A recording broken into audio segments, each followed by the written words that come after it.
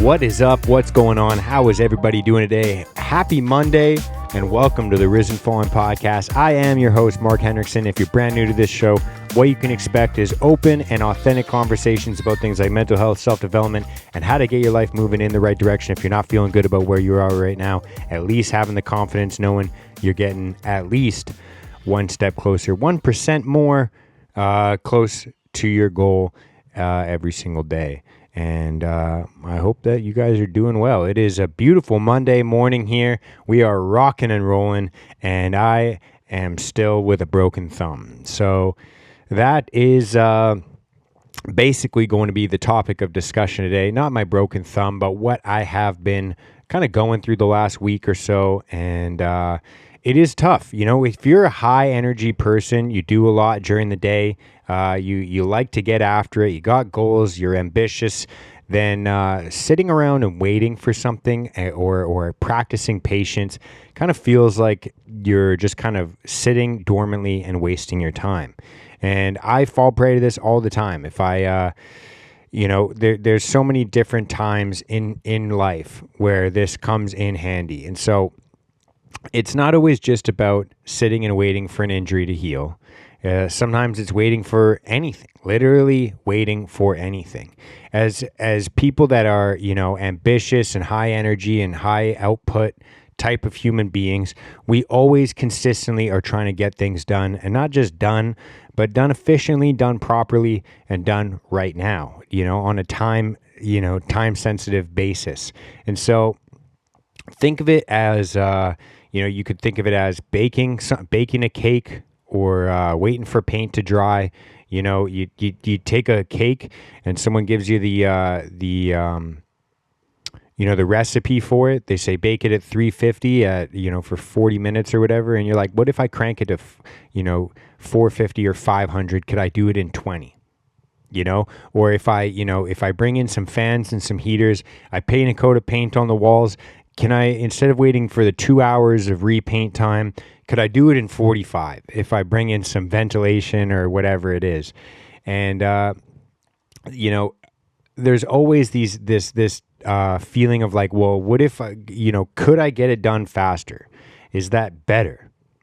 And, with injuries, it's kind of a perfect example because, that you get a broken finger or something like that, they're telling you, it's going to be 4 to 6 weeks. And you're like, well, what if I do my own little stretching? And what if I, put it in an ice bath, or if I, shine a light on it, or if I, pray enough, or if I, could I get it done in 2 weeks? That's always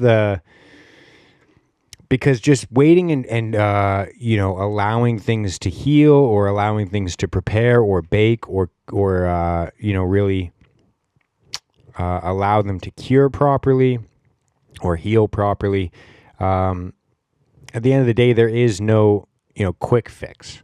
There is no, there's just going to be times where you're going to have to fucking wait in life. And it feels like you're wasting your time. You're like, oh, I'm just, I feel like a lot of the time that I want an actionable step. You're like, can I do something right now to make this process go by faster? And they go, no, you have to wait the allotted time. Like, things take time. And you go, well, what if I do this? What if I do that? And it comes, I think, from this idea that we have to consistently be busy to be productive. We have this, like, what I like to think about as like an illusion of productivity, because if you're an entrepreneur or you work within a business, the question is always like, what have you been doing? What have you been doing with your time? If you're a salesperson, you're like, well, what have you been doing? And, you could be like, well, I shined my shoes up so that I make myself a little bit more presentable. You're like, oh, I sanitized my phone. I went through my email folders. I did this, I did that. And they're like, yeah, but what did you do? Like, did you actually sell something? Because that's your job. Your job isn't to, there's all these things that might help you with your job, but that's on your own time. But it's like, and so I feel like a lot of the time we're trying to justify more what we do. we think like, oh, if I'm busy all day, I'm doing things all day, then obviously by nature I'm probably being productive. But I think that most of us, if we're to be honest with ourselves, you look at your screen time, you can go into your phone right now and do it into the settings. It's like, did you actually use your time wisely, or were you just making yourself busy? And a lot of us, like, it's a simple concept, but again, it comes down to something like this. Like, if you're working on fixing a bone, there's not many steps that you can really do. If anything, it's really just kind of avoiding doing things that are going to impede on your healing or impede on your wellness. And that's pretty much it. Like, there's not many actionable steps that you can do. And there's a lot of things like that in life. Like, if you're sitting and waiting for some finances to roll in, you've done the work and you're just sitting patiently waiting for the finances to roll in at the end. Or you've planted the seeds in your garden, you've done the watering, you've done the fertilizing, you've done everything. It's just not time to harvest yet. You just have to wait. And there's no real actionable step to get you to the next point. And so you're sitting in this like kind of like in between phase of like, I want to do something and the result is right there. I just have to, if there's one thing I can do to just get it a little bit quicker, but it's like, no, you just have to wait. And this is a difficult feeling. Like I said, it's like, you want to fill your time up. You want to just, and again, I'm not trying to say that you shouldn't. I'm a big proponent of like, yeah, if your thumb is injured, hit the bike, train some legs, do some cardio. If your leg is injured, hit the bench, do some upper body stuff, do some, do some core work, do some whatever. Like, if you're sitting and waiting for some paint to dry, clean your painting gear. Sharpen your chisel, sharpen up your blades, prep the next wall. There's other things you can do, but it's like if you put on another coat on top of a coat that's already drying, you're really not doing yourself any justice. You're not doing the wall any justice. And again, coming back to the bake and a cake kind of thing, it's like, yeah, if you could be sitting and doing other things. You could be cleaning other parts of the kitchen. You don't have to sitting and watching the cake bake isn't going to make it bake any faster. So you might as well use that time efficiently. But ask yourself, are you actually using that time efficiently? Or are you just scratching this itch of impatientness? Does that make sense? Because I think a lot of the time we find ourselves in these like abysses, this no man's land of like, I've done the work, I'm waiting for the reward, and I'm in this like waiting period. And so we fill ourselves up with all these other things that we can be doing. But what we're actually doing is making ourselves less focused and just scratching that itch of impatience. And you could be even doing more damage than what you intended. Like for example, if you're somebody like me, you have an injury and you're like kind of waiting for it to get better, and you want to start your rehab, you want to start doing your physiotherapy before that time that you're supposed to, you could actually end up injuring yourself more, causing yourself more damage. And I guess that's kind of easy to visualize with an injury and with physical, tangible things. Because like I said, if it comes down to like a coat of paint, you paint wet paint on top of wet paint, and then the top paint dries first. You've got dry paint on top of wet paint. It's not bonding to what you're actually painting. So what you're doing is probably causing more work for yourself, more issues to deal with, because then you got to go and scrape off all that shit and then make the surface clean again, prep the surface again, and then paint it, and then you're back to where you were. And so yeah, it's just this kind of like weird concept I'm thinking about right now in regards to patience, and how, I think a lot of the time we feel like patience, if you are a high energy, ambitious person, patience is one of the most difficult things, because you have to really actually delete that predisposed notion that patience is wasting time. Because we have this idea that if we're not doing work right now, if we're not actively working towards something, then we're not doing shit.